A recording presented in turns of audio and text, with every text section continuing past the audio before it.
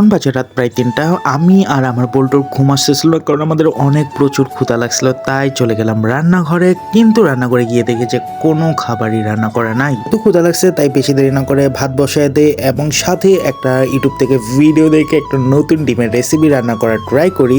এবং এইটার জন্য যা যা জিনিস লাগবে, লাইক টমেটো, ধনিয়া পাতা, তারপর পেঁয়াজের কালি, তারপর মরিচ, পেঁয়াজ, এগুলো যা যা লাগবে আমি সবই অলরেডি কেটে ফেলছি, কারণ আমি এগুলো তোমাকে কাটা দেখাতে পারলাম না, কারণ আমার ভিডিও লং হয়ে যায়, প্লাস আমার কোনো ট্রাইপড নাই, সো দেখানোর কোনো ওয়েও নাই।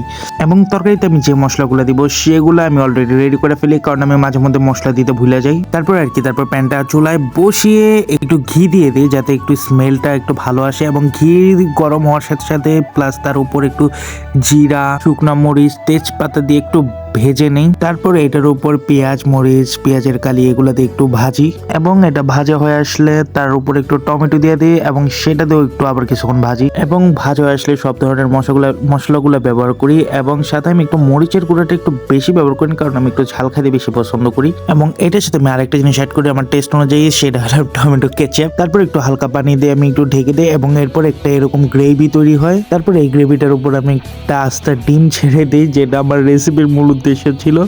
দেখতে একটু উইয়ার্ড হইলো, বাট আমি ইউটিউবে এটাই দেখছিলাম, এবং আমি সেটা ছেড়ে দেওয়ার পর লাস্টে একটু ঢেকে দেই কিছুক্ষণ হওয়ার জন্য, বা কুক হওয়ার জন্য বলতে পারো। তারপর ঢাকনা ওঠানোর পর দেখি যে জিনিসটা অনেকটা কুক হয়ে গেছে, তাই আমি এটার উপর একটু ম্যাগি মশলা ছড়াই দিই, যাতে আর একটু মশলাদার বা ফ্লেভারফুল লাগে, কারণ আমি মশলা খাইতে অনেকটাই পছন্দ করি, বেশি পছন্দ করি। তারপর একটু সৌন্দর্য বৃদ্ধির জন্য একটু ধনিয়া পাতা ছিটে দিই, বা গার্নিশ করার জন্য বলতে পারো। তারপর আমার আর খাওয়ার জন্য দরকারি ছিল না, তাই গরম গরম ভাত এবং সেই তরকারিটা নিয়ে এসে পড়ি আমার টেবিলে, এবং নিয়ে এসে বসে পড়ি খাওয়ার জন্য। এবং এই তরকারি দিয়ে ভাত খাওয়ার পর বিশ্বাস করবা কি করবা না, বাট তরকারিটা অ্যাকচুয়ালি অনেকটা মজা হয়েছিল। আমার কাছে তো অস্থির লাগছে জিনিসটা, খাবারটা আর কি।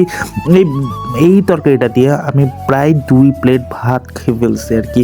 তো তোমরাও চাইলে এই রেসিপিটা ট্রাই করে দেখতে পারো। আর যদি ভিডিওটা ভালো লাগে থাকে তাহলে অবশ্যই like, comment, share and subscribe must করো।